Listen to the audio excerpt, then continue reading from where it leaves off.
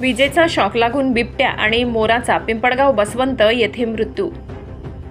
पिंपळगाव बसवंत येथील घागरनाला ओहोळ येथील पानसरे वस्तीवरील ट्रान्सफॉर्मरचा शॉक लागून मोर व बिबट्याचा मृत्यू झाल्याची घटना घडली आहे।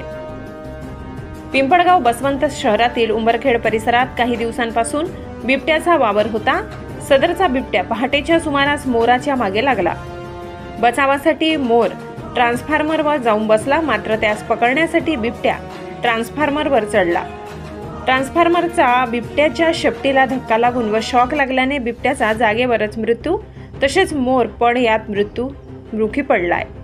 सदर बिबट्याचे वय हे जवळपास 9 वर्ष असून नर जातीचा बिबट्या असल्याचे समजते। वन विभागाचे अधिकारी यांनी पंचनामा करून मोर व बिबट्या ताब्यात घेतले आहे। नाशिक ते डिजिटलसाठी सुधीर शिंदे, पिंपळगाव।